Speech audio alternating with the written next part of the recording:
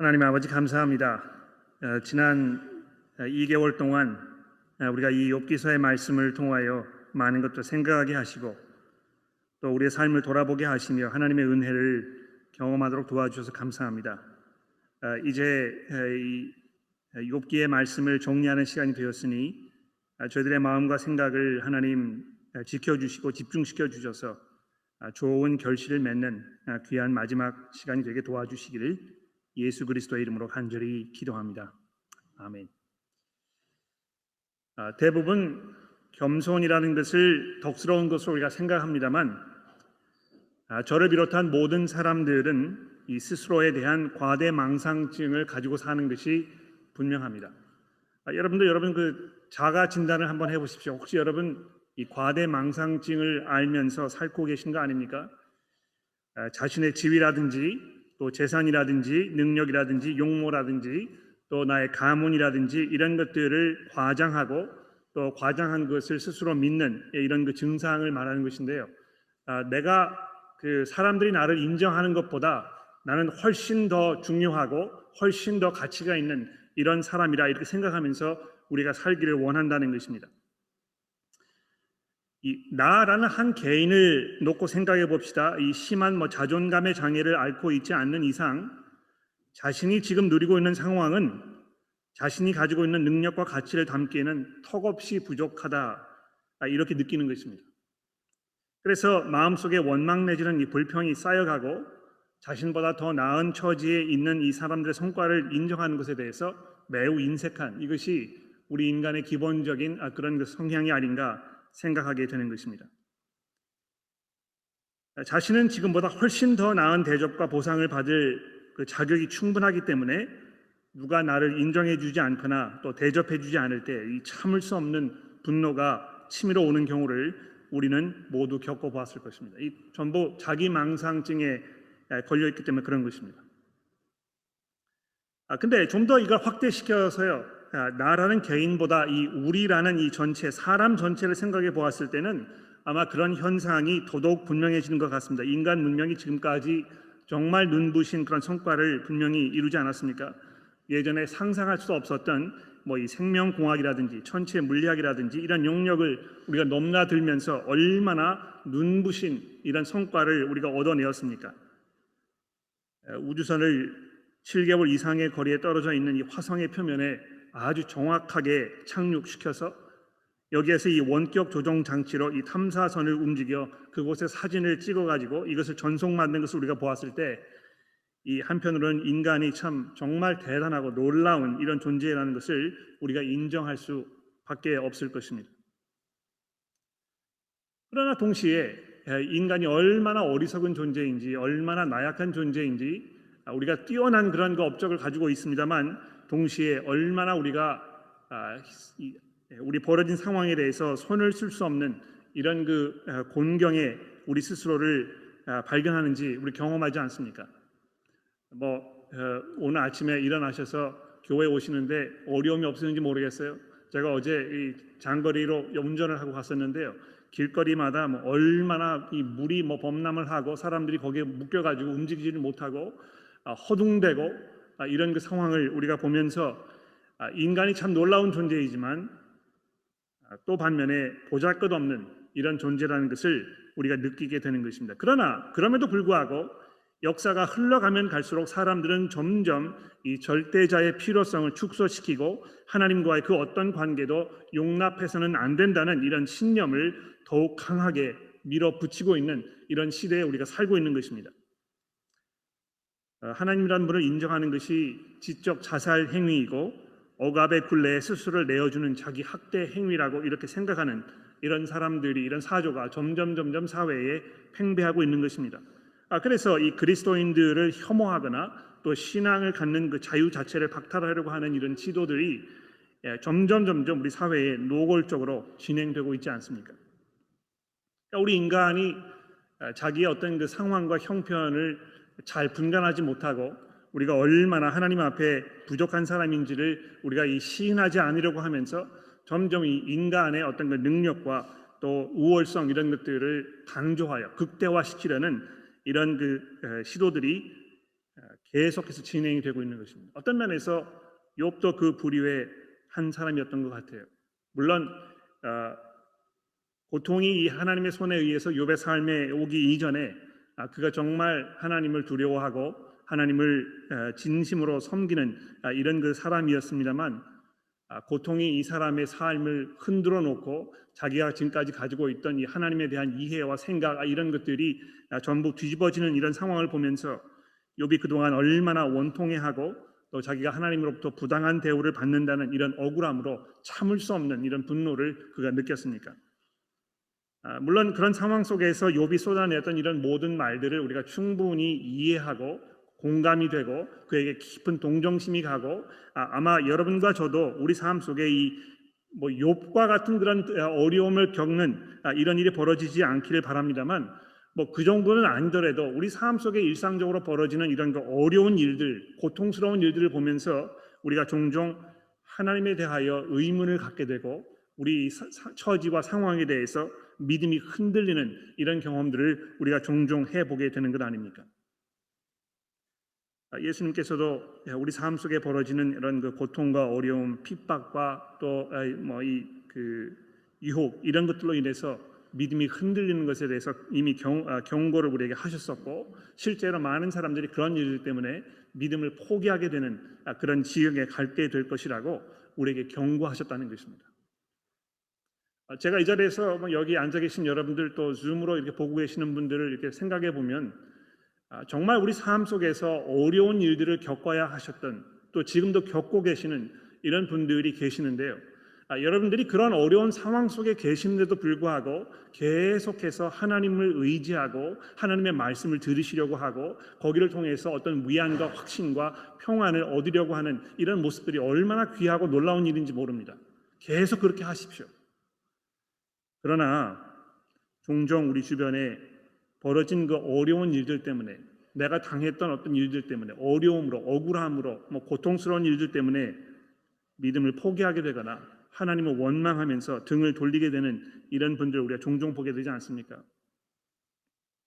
믿음이라는 것이 우리 삶 속에 우리가 고통을 겪고 있을 때 과연 어떤 도움을 줄 것인가, 이런 것을 우리가 이 욥기서를 보면서 계속 생각해 보게 되는데요. 오늘 이 결론을 보면서 어떤 면에서는 욥이 어떻게 자기의 그 난관을 이겨 나갔는가, 어떻게 하는 것이 그런 상황 속에서 믿음을 지키는 것인가, 이런 그 해결책, 이런 거를 조금 얘기해 보면 좋겠는데요. 제가 오늘 여러분들에게 드리려고 하는 말씀은 그런 방향이기보다는 욥을 회개의 자리로 이끌어내시는 하나님에 대하여 우리가 다시 한번 생각해 보기를 원합니다. 여러분, 이 욥기서 내내 우리에게 던져졌던 이 하나님의 그 은혜로운 섭리에 대해서 우리 한번 생각해 봅시다.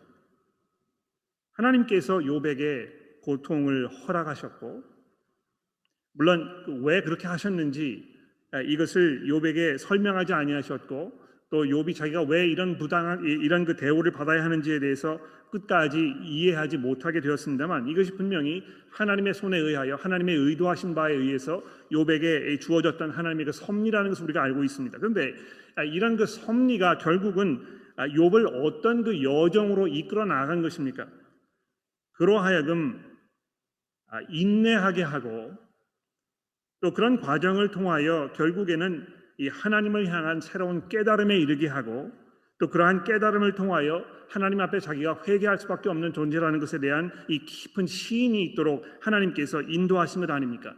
그 결과로 욥은 하나님을 이 고통을 겪기 이전보다 더 깊은 교제 속으로, 하나님과의 교제 속으로 들어가게 되었고, 결국에는 하나님으로부터 그가 의롭다는 인정을 공적으로 받아내는 이런 그 자리에 가게 된 것입니다.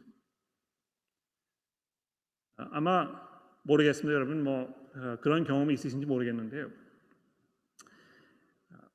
모든 상황을 다 이해하지 못하고 또 그것을 내가 설명할 수 없는 이런 상황 속에 있는데, 상대방이 나로 하여금 계속해서 나의 이 부당함에 대해서 주장하고, 또 내가 이 정의롭지 못하다고 이야기하고, 또 내가 어떤 그 악의를 가지고 있다고 계속해서 나의 어떤 그 integrity, 이것을 공격하게 되면 아마 이것처럼 참기 어려운 그런 일이 없을 것입니다. 그렇지 않습니까? 다른 사람이 나를 의심하고 내가 나는 그런 의도로 한 것이 아닌데 또 내가 그런 의도를 가지고 있는 것이 아닌데 사람이 나를 오해하게 되었을 때에 이 느끼는 그런 감정 이런 거는 굉장히 컨트롤하기가 어려운 것 같아요. 여러분 그렇지 않습니까? 하나님께서도 아마 그러셨을 것 같아요. 예?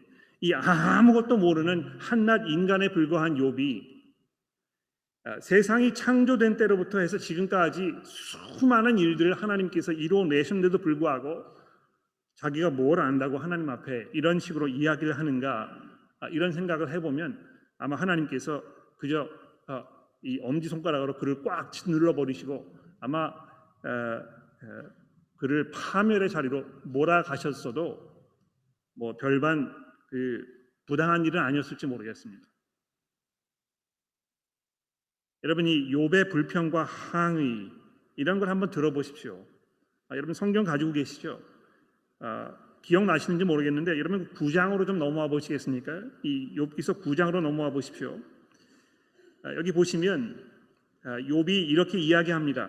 9장 1절입니다. 욥이 대답하여 이르되 진실로 내가 이 일이 그런 줄을 알거니와 인생이 어찌 하나님 앞에 의로우랴. 사람이 하나님께 변론하기를 좋아할지라도 천마디 한마디로 대답할지 못하리라.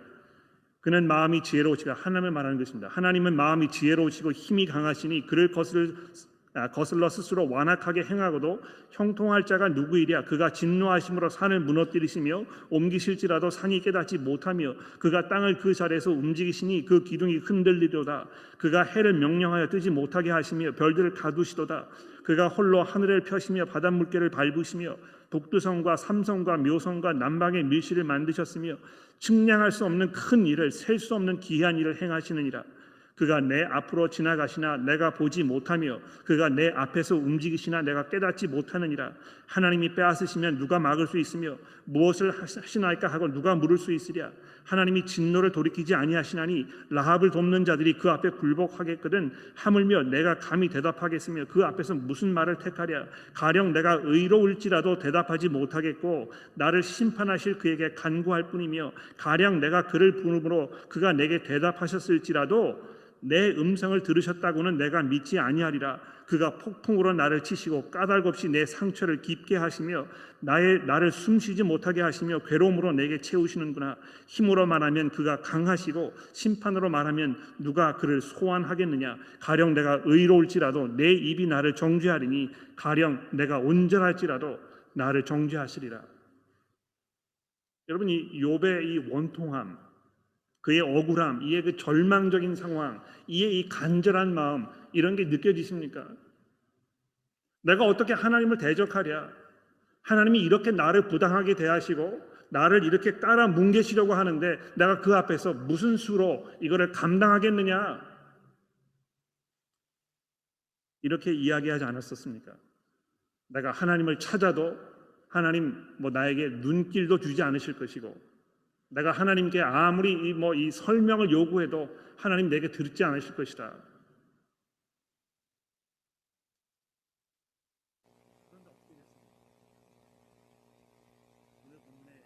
맨 마지막 절인 이 상황에서 어떻게 되었습니까?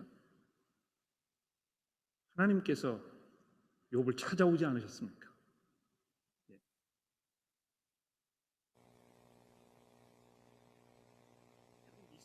말씀을 좀 보십시오. 23장 1절입니다. 여기도 보면 욥이 하나님에 대해서 이렇게 얘기합니다. 욥이 대답하여 이르되 오늘도 내게 반항하는 마음과 근심이 있으니 내가 받는 재앙이 탄식보다 무거움이니라. 내가 어찌하면 하나님을 발견하고 그의 처소에 나아가랴. 어찌하면 그 앞에서 내가 호소하며 변론한 말을 내 입에 채우고 내게 대답하시는 말씀을 내가 알며 내게 이르시는 것을 내가 깨달으랴. 그가 큰 권능을 가지시고 나와 더불어 다투시겠느냐? 아니로다. 도리어 내 말을 들으시리로다. 거기서 정직한 자가 그와 변론할 수 있은즉 내가 심판자에게서 영원히 벗어나리라. 그런데 내가 내 앞으로 가도 그가 계시지 아니하고 뒤로 가도 보이지 아니하시며 그가 왼쪽에서 일하시나 내가 만날 수 없고 그가 오른쪽으로 돌이키시나 배울 수 없구나. 내가 하나님을 찾기 원하고 하나님을 추격하여 끝까지 그분을 따라가서 나의 이 억울함을 좀 보여드리고 싶은데 내가 눈을 들어 사방을 돌아보아도 도무지 하나님을 만날 수가 없구나. What I'm thinking about 절망 is 중에 있었던 것입니다. 그러나 어떻게 했습니까? 하나님께서 욥을 찾아오셨잖아요.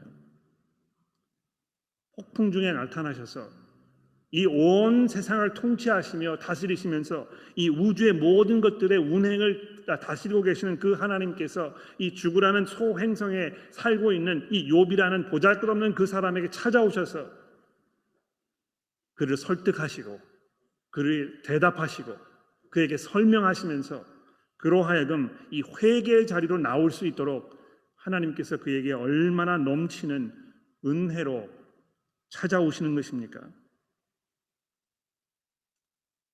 그 하나님을 찾을 수 없다고 고백했던 한탄하였던 욥이 오늘 본문 42장 1절에서 이렇게 이야기합니다. 욥이 여호와께 대답하되 이르되 주께서는 못하실 일이 없사오며 무슨 계획이든지 못 이루실 것이 없는 줄을 내가 아오니 무지한 말로 이치를 가리는 자가 누구이까? 나는 깨닫지도 못한 일을 하였고 스스로 알 수도 없고 헤아리기도 어려운 말을 하였나이다. 욥이 비로소 이 깨달음의 자리에 나아오게 된 것입니다. 하나님께서 그를 부르신 것이죠, 그렇죠? 이것이 뭐 욥이 똑똑해서 어떤 그의 그 깊은 믿음 속에서 우러나는 어떤 그 확신과 이런 것으로 인하여 이런 결론에 도달하신 한 것이 아니고요. 그저 자기 멋에 자기 잘났다고 자기 억울함 이런 것에 대해서 막 이 분노를 쏟아내고 있는 그에게 하나님께서 찾아오셔서 그로 하여금 참 믿음으로 나아갈 수 있도록 그를 불러내신 것입니다.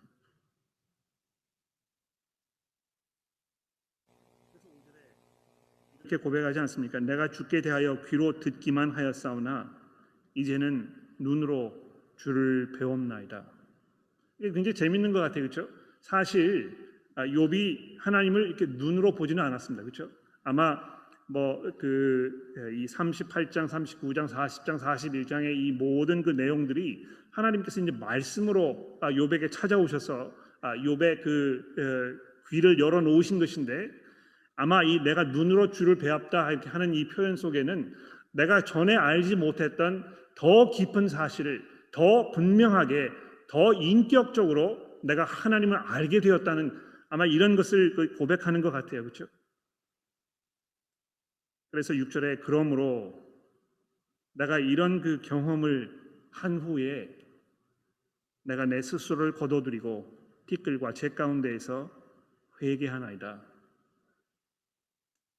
어떻게 욥이 이런 자리에 나올 수 있게 되었습니까? 무엇이 욥의 이런 반응을 끌어낸 것입니까? 물론 그 38장에서 이미 하나님의 이 말씀이 이제 시작이 되면서 욥의 마음이 이제 점점 녹아내리고 그가 점점 새로운 깨달음에 이렇게 도달하게 되지 않았습니까? 내가 처음에 이 하나님의 말씀을 듣고 나서 욥이 내가 얼마나 비천한 존재인지 내가 깨달았습니다. 그러니까 내가 얼마나 하나님에 비해서 보잘것없는 존재인지 깨달았습니다. 이렇게 이 고백하였는데 제가 지난주에 여러분에게 뭐라고 설교드렸습니까? 이게 이제 부분적인 어떤 회개라는 것이죠, 그렇죠? 그런데 하나님께서 보셨을 때 욥의 이 마음속의 변화가 그것으로 충분하지 않았다는 것입니다. 어떤 면에서는 욥이 자기 자신에 대한 어떤 새로운 이해보다는요 하나님에 대한 더 깊은 믿음이 더 중요하지 않았을까 생각하셨던 것 같아요. 그래서 하나님께서 계속해서 이 베헤못이라든지 리고야단이라든지 이런 우리가 잘 알 수 없는 어떤 그 짐승들에 대해 말씀하셨는데 그것을 듣고 나서야 비로소 욥이 이제 하나님 앞에 하나님에 대한 고백으로 나아가게 된 것입니다. 아마 그래서 이 리고야단이 누구인가 이런 걸 우리가 좀 생각을 해봐야 될 텐데요. 성경학자들이 이 부분에 대해서 논쟁이 많이 있습니다. 이게 이제 악어가 아닌가, 또 이 이집트에 살고 있던 어떤 지금은 존재하지 않던 신비한 동물이 아닌가, 이런 여러 가지 이야기들이 많이 있는데요. 이 리고야단이라는 이 짐승의 존재가 종종 구약 성경에서 우리에게 던져지고 있습니다. 시편이라든지 또 이사야서라든지 이렇게 보면 이 리오야단이라는 이 존재에 대해서 종종 언급이 되고 있는데 이 리오야단이라는 그 단어가 이렇게 등장할 때마다 이 용, 큰 용이라는 뭐 이런 단어와 이렇게 연결되어서 우리에게 이렇게 주어지는 경우를 우리가 많이 보게 됩니다. 아마 이런 것들을 종합해 보았을 때 성경 전체가 이런 그 개념들을 이렇게 통틀어서 맨 마지막에 이 요한계시록에서 이 사탄에 대하여 지금 이야기하고 있는데 아마 이 리오야다는 욥기서에서 하나님께서 의도적으로 이 사탄에 대하여 언급하시는 것이 아닌가 이렇게 생각하는 것입니다. 그러니까 이 사탄이 1장과 2장에 등장해서 이 욥의 그 믿음을 흔들어 놓으려고 하고 하나님께 이 욥을 뒤집어 엎으시는 뭐 이런 그 계략을 막 해놓은 후에 그가 싹 사라져 버렸는데요. 더 이상 나타나지 않았던 것이 아니고 이 맨 마지막에 하나님께서 욥에게 이 사탄이라는 존재가 얼마나 무섭고 또 그 힘 있는 그런 존재인가에 대해서 말씀하시지만 결과적으로는 그도 역시 하나님의 다스림 가운데 있다는 것을 이 40장, 41장의 말씀 통해서 욥에게 이야기하셨다는 것입니다.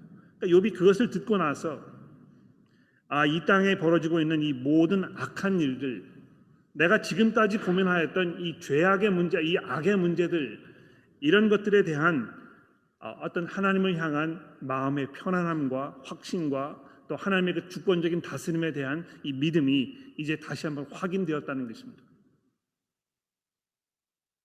그리고 나서 욥이 비로소 하나님 앞에 겸손으로 나아가게 된 것입니다. 내가 깨닫지 못한 일을 말하였고 내가 스스로 알 수도 없고 헤아리기도 어려운 일들을 하나님 앞에 말하였나이다. 아마 우리가 이것을 받아들이는 것이 믿음의 첫 걸음이 아닌가 생각합니다. 기독교의 신앙은 이성과 이렇게 분리해 가지고 어떤 그 설득이나 또 이해나 설명이 상관이 없는 그런 것은 아닙니다. 그렇죠? 이 믿음이라는 것은 우리가 그것을 들었을 때 이것이 사실이라는 것에 대한 우리 마음속에 확신이 있어야 하고 또 그런 것을 통하여 이 세상에 벌어지고 있는 일들에 대한 어떤 그 설명이 가능해야 그래야 그 믿음이 생기는 것 아니겠습니까? 그렇죠? 성경이 이야기하는 이런 그 모든 내용들이 나의 삶과는 아무런 관계가 없고 또 이 세상에서 벌어지는 그런 일들에 대하여 아무런 어떤 설득되는 그 설명을 해줄 수가 없다면 이것을 내가 진리로 받아들이기 어려울 것입니다.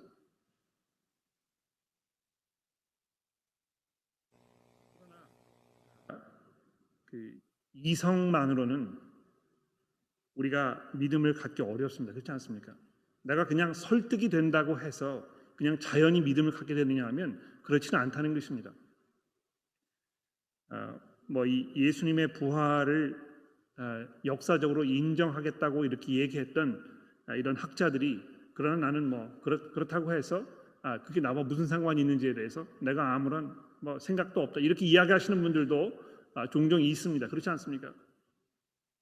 그래서 이 믿음이라는 것이 어떤 그 이성에만 관련되어 있는 문제는 아니지만 그렇다고 해서 이성과 완전히 분리되어서 상관없는 문제도 아니라는 것입니다. 중요한 것은 이 설득이 되고 이해가 되고 이렇게 해서 하나님을 만나게 되는 것인데 그렇게 되기 위해서는 하나님께서 그 사람을 찾아가셔서 그의 마음을 움직이시고 그의 마음을 돌려놓으시고 그로 하여금 하나님 앞에 겸손으로 나아갈 수 있는 어떤 근본적인 변화를 일으키셔야 이것이 가능하다는 것입니다.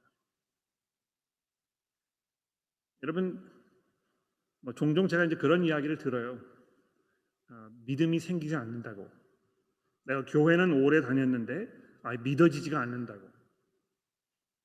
이 믿음이 좀 이렇게 들어오면 좋겠는데 아직 그럴 단계는 아닌 것 같다고.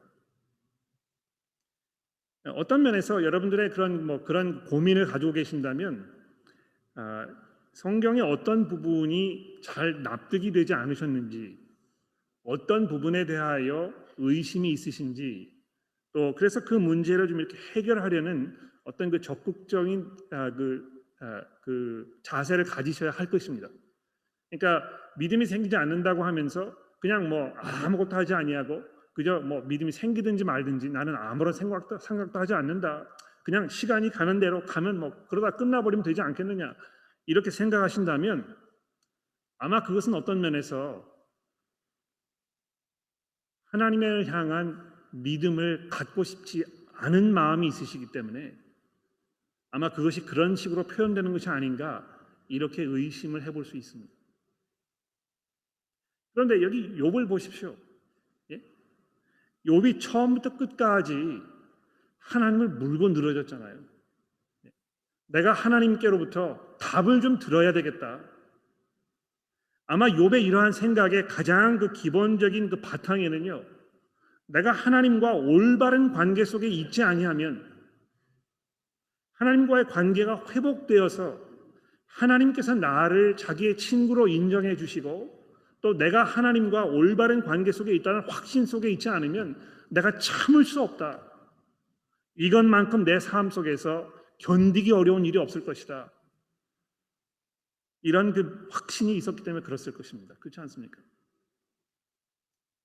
이 욥의 어떤 그 신앙을 보면서 사람들은 이 욥이 축복을 많이 받고 결국엔 하나님께서 이에게 뭐 이 물질적인 축복을 많이 이렇게 주셨는데 이거 보게 되면 신앙생활의 근본은 결국 이 땅에서 우리가 잘 먹고 잘 살고 행복하게 복을 많이 누리는 이런 삶 속에 있는 것이 아닌가 뭐 이런 그 얄팍한 결론에 도달하실지 모르겠습니다. 그러나 그런 것이 아니고 욥기서에서 우리에게 말씀하려고 하는 것은요. 이 하나님과의 기본적인 관계가 지금 어디에 근거하고 있는 것인가에 대한 보다 근본적인 문제인 것 같아요. 내가 지금 왜 하나님을 섬기고 있는 것인가?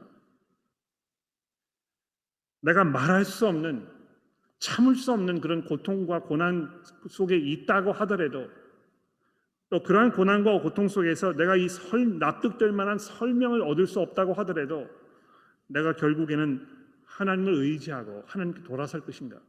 내가 끝까지 하나님을 예배할 것인가? 이런 문제라고 생각합니다. 아마 그런 면에서 오늘 이 본문 42장 7절과 8절에서 하나님께서 욥의 손을 들어 주시는 것입니다.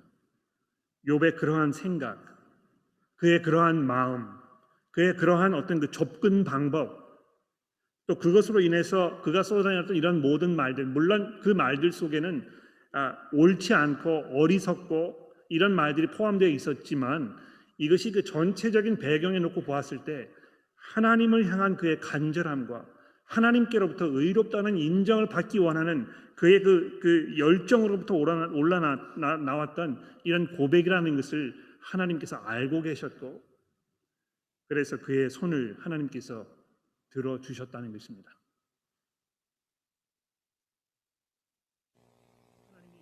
얼마나 은혜와 자비와 긍휼이 풍성하신 분이십니까?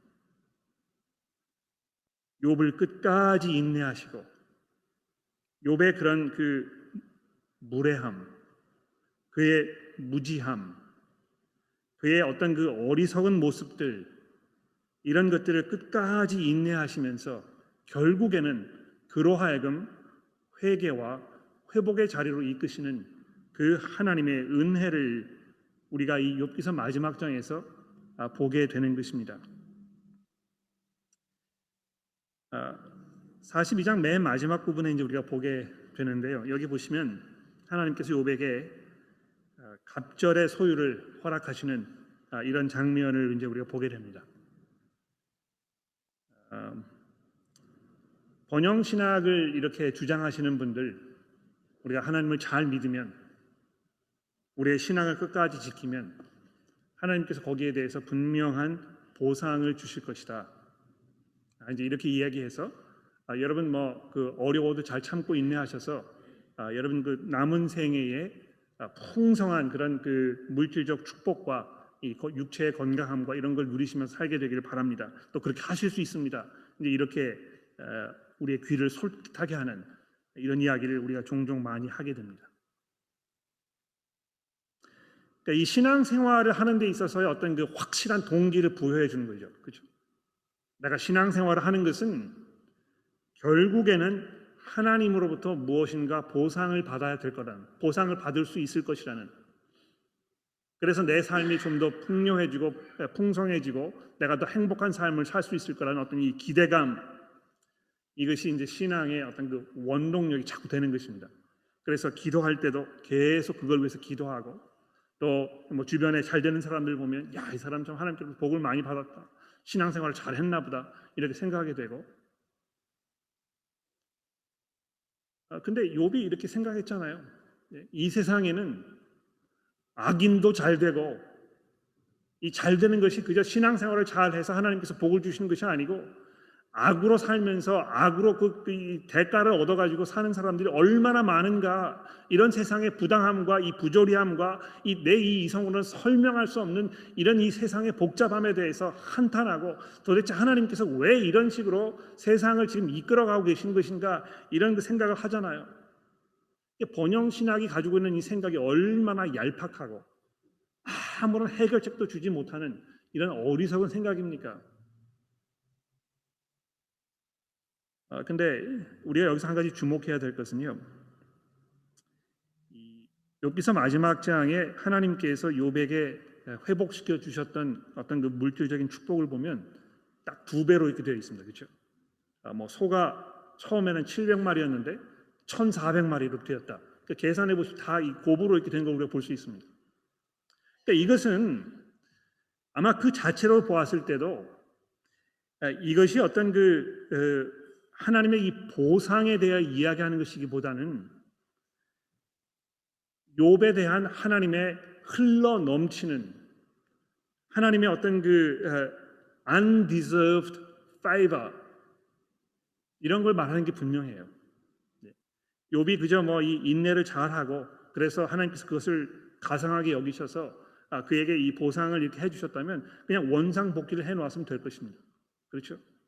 그런데 그런 식으로 얘기하지 아니하고 하나님께서 결국에는 욥에게 넘치고 넘치는 이런 방법으로 그의 이 말년을 축복하셨다는 것이, 결국에는 하나님과 이 관계가 회복되었을 때에 우리가 누리게 될 풍성한 삶, 이것에 대한 어떤 그 암시적인 그런 그 전초적인 그런 가르침이 아닌가, 이렇게 이제 생각이 되는 것입니다.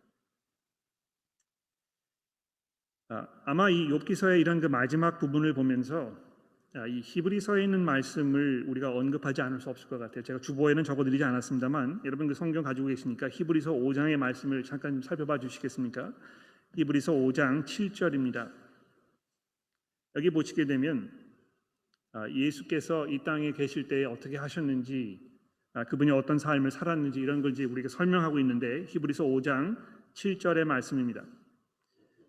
그는 육체에 계실 때에 자기를 죽음에서 능히 구원하실 이에게 심한 통곡과 눈물로 간구와 소원을 올렸고, 이렇게 되어 있습니다. 이게 마치 욥의 어떤 삶을 연상시키는 것 같아요. 그렇지 않습니까? 예수께서 얼마나 눈물로 심한 통곡으로 간절하게 하나님께 기도하였습니까? 여러분 뭐 이 복음서를 읽어보시면 예수께서 아침 일찍이 제자들이 다 잠자고 있을 때 산에 올라가셔서 하나님께 기도하셨다 하는 이런 그 구절들이 여러 번 등장하지 않습니까? 근데 올라가셔서 무슨 기도를 하셨을까요? 뭐에 대해서 기도하셨겠습니까?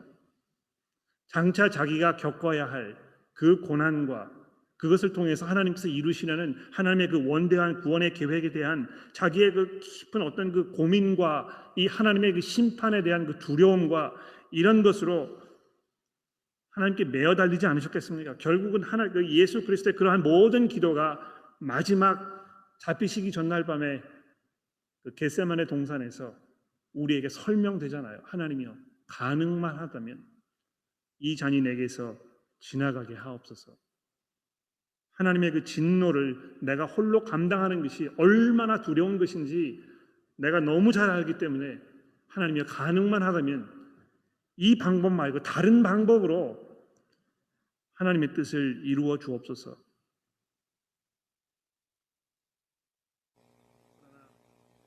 저자가 뭐라고 얘기합니까? 그가 심한 통곡과 눈물과 간구로 소원을 올렸지만 그의 경건하심으로 말미암아 들으심을 얻었느니라. 그리스도께서 깊은 두려움으로 하나님을 향한 깊은 믿음으로 이 경건함이라 이렇게 되어 있는데 이 영어로 이제 뭐 reverence 이런 단어를 사용해서 번역을 했어요. 하나님에 대한 어떤 그 경외심, 하나님과의 이 올바른 관계 속에서 흘러나오는 이 하나님에 대한 바른 생각, 그분 하나님을 향한 깊은 믿음, 하나님을 향한 신뢰 이런 것으로 인하여 그의 그 간구와 눈물과 기도와 소원이 하나님께 상달되었다고 이렇게 얘기합니다. 그가 아들이시면서 8절입니다. 받으신 고난으로 순종함을 배워서 온전하게 되셨은즉. 놀랍죠, 그렇죠? 그가 아들이시면서도 받으신 고난으로 순종함을 배우셨다. 뭐 예수님께서 순종을 하지 않으셨단 말인가? 예전에 순종이 무엇인지 몰랐단 말인가? 그래서 어떻게 온전하게 되셨는가? 그거 예전에 온전하지 못했단 말인가? 그런 것이 아니고요. 예수께서 이 아들이시면서도 이 십자가의 고난을 통해서 하나님께 순종하는 것이 얼마만큼의 희생과 고난과 이 참음과 인내를 이 포함하고 있는 것인지에 대하여 예수께서 직접 몸으로 경험하게 되셨다는 것입니다.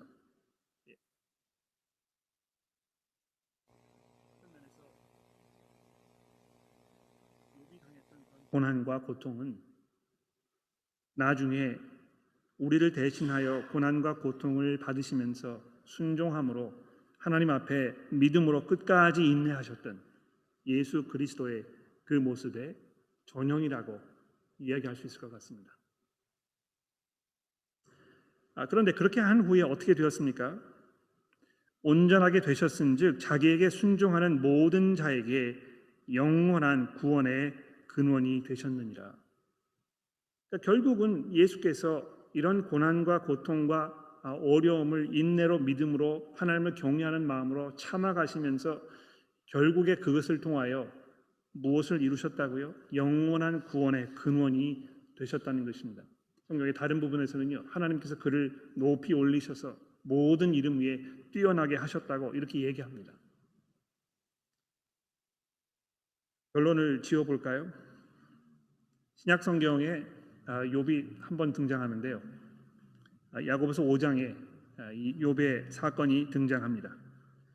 아마 주중에 세워주기 그룹을 통해서 이 야고보서 5장의 말씀에 대해서 좀 생각해 보셨을 텐데 한번 이 말씀을 읽어볼까요? 야고보서 5장 7절부터 11절까지의 말씀입니다. 여기 보시면 야고보 사도가 성도들에게 이렇게 권면하고 있습니다. 야고보서 5장 7절입니다. 그러므로 형제들아 주께서 강림하시기까지 길이 참으라. 보라 농부가 땅에서 나는 귀한 열매를 바라고 길이 참아 이른 비와 늦은 비를 기다리나니 너희도 길이 참고 마음을 굳건하게 하라. 주의 강림이 가까우시느니라. 형제들아 서로 원망하지 말라. 그리하여 심판을 면하리라. 보라 심판주가 문 밖에 서 계시니라. 형제들아 주의 이름을 말한 선지자들을 고난과 오래 참음의 본으로 삼으라. 보라 인내하는 자를 우리가 복되게 하나니 너희가 욥의 인내를 들었고 주께서 주신 결말을 보았거니와 주는 가장 자비하고 긍휼히 여기시는 자시니라. 이 신약의 저자가 이 야고보 사도가 욥의 사건을 이렇게 보면서 우리가 욥을 어떻게 이해해야 될 것인지에 대한 아주 결정적인 이런 열쇠를 지금 우리에게 주고 있습니다. 그렇죠? 우리가 주목해야 될 것이 무엇입니까? 이 욥의 사건을 통해서 우리가 알게 되는 가장 중요한 것은 주께서 가장 자비하시고 긍휼히 여기시는 하나님이시라는 사실을 이 욥의 사건을 통하여 우리가 알게 된다는 것입니다. 그렇죠? 하나님께서 얼마나 자비와 긍휼로 욥을 대하셨습니까? 끝까지 그를 인내하시고 참아주시고 그가 회개할 수 있는 기회를 주시고 그래서 결국에는 이 회복의 자리까지 이끌어내시는 이 하나님의 은혜에 대하여 우리가 살펴보게 되는 것입니다. 그 하나님께서는 맨 마지막에 하나님께서 나타나셨을 때 욥을 회복시키시고 그가 하나님과의 이 관계 속에서 누릴 수 있는 어떤 그 최상의 상태를 온전하게 누릴 수 있도록 이렇게 하셨습니다. 여러분, 여러분과 제가 하나님의 나타나심을 기다리고 있잖아요. 어떤 면에서는요, 우리가 아무리 눈을 씻고 하나님을 발견하려고 해도 찾아지지가 않습니다. 그렇죠? 뭐 이 버스를 타고 어디를 가든지, 뭐 비행기를 타고 어디를 가든지, 뭐 우주선을 타고 우주를 날아가든지 거기에서 하나님을 찾을 수가 없는 것입니다.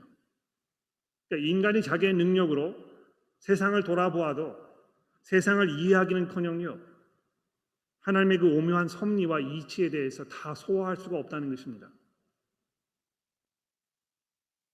그러나 하나님께서 그 아들을 통하여 우리를 찾아오셨고, 그 아들 안에서 우리가 누리는 이 새로운 삶의 그 풍성함을 이미 맛보게 하셨습니다. 여러분, 그런 삶을 살고 계시잖아요. 이미 우리가 예수를 믿어서 하나님을 알게 되고, 우리가 천국의 소망 속에서 이 세상에서 이제 어떻게 살아야 될지, 우리가 이 세상에 벌어지는 이 복잡하고 어려운 일들을 우리가 믿음으로 어떻게 잘 접근하고 이거를 소화하고 이해하면서 우리가 참고 인내할 수 있는지에 대해서 우리가 분명하게 이제 이해하게 되었잖아요. 그렇죠? 그러나 놀라운 것은 아직도 하나님께서는요, 여러분과 저를 위하여 이 회복의 마지막 단계에 누리게 될 이 놀라운 하늘의 기업을 이렇게 준비해 놓으시고 기다리고 계신다는 것입니다. 여러분, 욥이 뭐 여기 그 엄청난 이런 부를 마지막에 누렸는데요, 그거 어떻게 되었습니까? 결국에는 죽었잖아요. 그렇죠? 물론 하나님의 은혜 가운데에서 풍성하게 살 만큼 다 살면서 이 주변의 어떤 그 축복과 이런 그 가운데 세상을 떠나기는 했습니다만, 그가 누렸던 이것이 영원한 축복은 아니었다는 것입니다. 그도 역시 보다 영원한 하늘의 기업을 기다리면서 이것을 참고 인내하여야 했던 그 사람이었는데요, 여러분과 저도 그런 맥락에서 한 배를 타고 있는 것입니다. 우리가 이 땅에서 살면서 모든 것들을 이해하기 어렵고, 또 하나님께서 왜 이렇게 하시는 것인지에 대해서 우리가 다 설명할 수 없지만, 한 가지 분명한 것은 이 모든 것들을 통하여 우리로 하여금 진실되게, 온전하게, 참되게 우리의 믿음을 더 견고하도록 하나님께서 우리를 지키시고 인도하시면서 우리를 안위하고 계신다는 것이고, 인내하며 끝까지 기다리는 그 사람들에게 주께서 강림하셨을 때 우리가 상상해 보지 못했던, 우리가 지금은 이해할 수 없는 이 하늘의 놀라운 기업을 우리에게 선물로 주실 것이라는 것입니다. 사랑하는 성도 여러분, 우리가 끝까지 참고 인내하면서 믿음으로 겸손으로 주 앞에 나아갑시다. 우리가 서로를 격려하며 우리가 끝까지 우리의 갈 길을 갈 수 있도록 서로 돕는 믿음의 공동체가 되기를 예수 그리스도의 이름으로 간절히 축원합니다. 기도하겠습니다. 하나님 아버지, 하나님께서 얼마나 놀라운 분이신지, 얼마나 자비와 긍휼이 풍성하신 분이신지 우리가 욥기서를 보면서 다시 한번 돌아보게 됩니다. 하나님, 보잘것없는 욥을 찾아가셨던 것처럼 하나님과 원수되었던 우리를 그리스도께서 찾아오시고 하나님을 우리에게 드러내어 주시고 우리로 하여금 회개하게 하시며 하나님의 은혜의 자리로 나아갈 수 있도록 저희를 불러주셨으니 감사합니다. 하나님이여, 이 땅에서 우리가 비록 어려움과 혼란 속에서 불안 가운데 살아갈지라도 우리를 찾아오신 예수 그리스도의 그 능력과 그분의 영광을 우리가 바라보면서 믿음으로 인내로 우리의 삶을 살게 하시고, 주께서 다시 이 땅에 재림하실 때에 우리의 눈으로 그분의 그 영광을 바라보며 기쁨과 찬송의 그 자리로 나아갈 수 있도록 우리 모두를 인도하여 주옵소서. 우리의 구주이신 예수 그리스도의 이름으로 간절히 기도합니다.